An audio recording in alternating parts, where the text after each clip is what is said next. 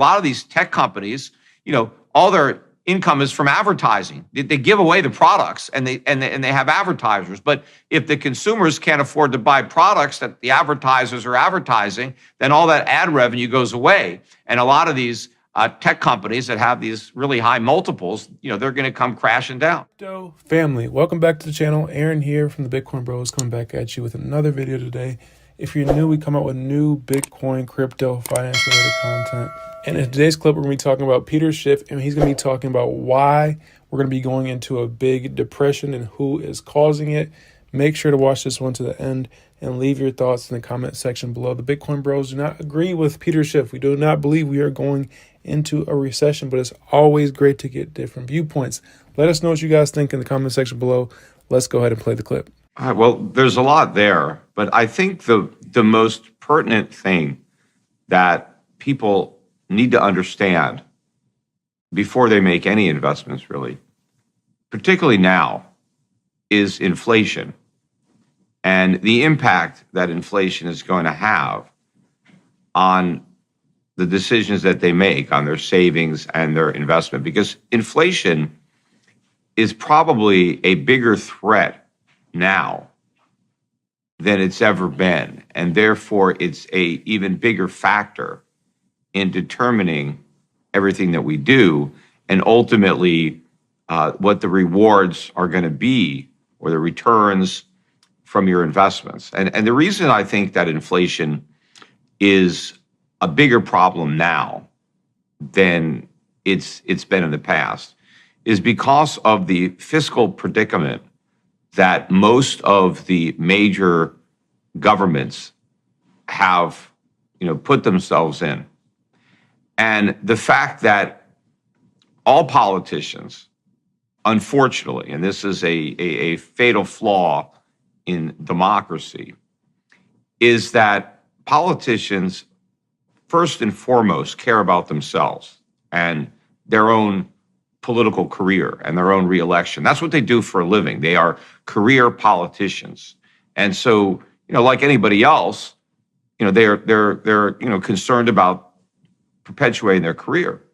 And most people who are in politics, they really enjoy it. I mean, they like all the perks that come with it.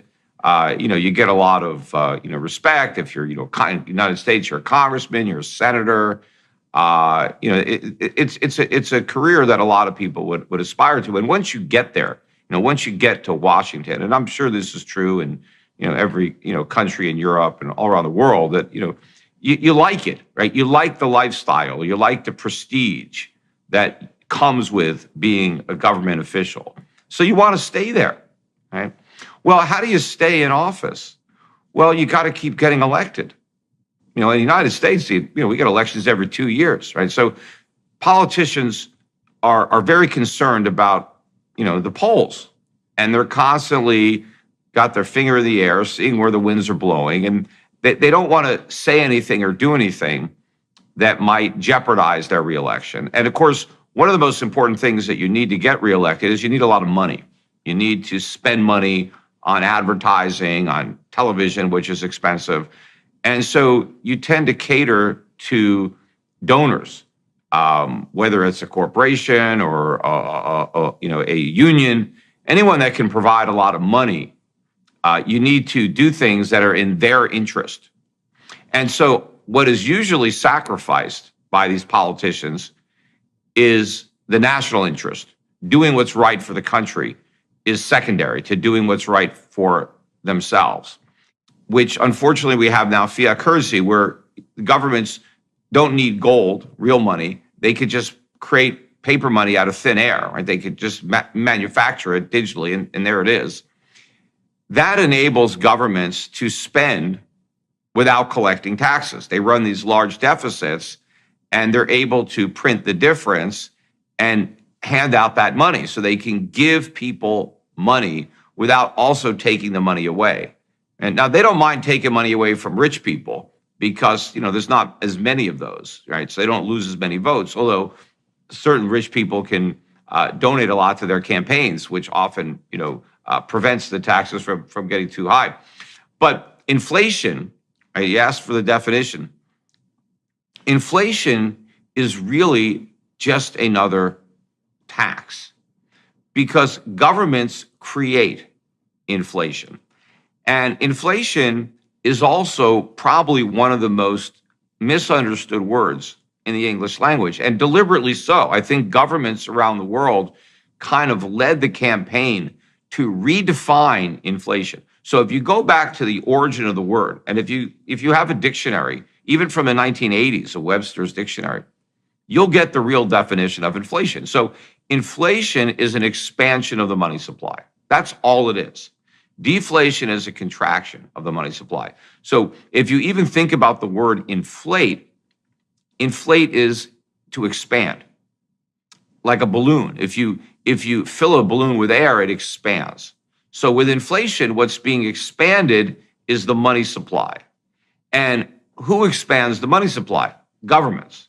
Or they do it generally now through a central bank, but it's the central banks of these governments that are expanding the money supply. Now, when you expand the money supply, you have more money. Well, if you have more money, but you don't have more stuff to buy, well, the price of everything goes up. That's just basic economic supply and demand. The more money there is, the less each individual monetary unit is worth. And now prices go up. Now, what governments have done is they've said, prices going up, that's inflation. No, it's not. That is the consequence of inflation, because prices don't expand, prices go up and down as a result of inflation. Now, what happens is sometimes prices don't go up, but you still have inflation. And that's because without that inflation, prices would have gone down. And if prices don't go down because government creates inflation, that still represents a loss to the people, because they lost the benefit of lower prices. Because in capitalism, the tendency of capitalism is to reduce prices. That's why it's so good, because you keep coming up with better ways of producing, more efficient ways, economies of scale. If you look at the CPI, for example, in the United States in 1800, and then you look at the same CPI in 1900, and they have the data, prices were cut in half. You had a 100-year period where you had deflation, or the money or prices falling for 100 years, and that was a good thing. All the politicians now tell us that we need prices to go up, that we must have inflation, the way they define it, of 2% a year. Why? Why do prices have to go up every year? Why can't they go down every year? Isn't that better if stuff gets cheaper? If the cost of living goes down? Of course it is. But these politicians are trying to sell this lie to the public that rising prices are somehow necessary for prosperity. And thank you for watching all the way to the end of the video. If you found any value in that one, make sure to hit the like button. Like I said earlier, leave your thoughts in the comment section below. Love to hear from you guys. But my name is Aaron from the Bitcoin Bros. I'll see you in the next one. Have a great rest of your day.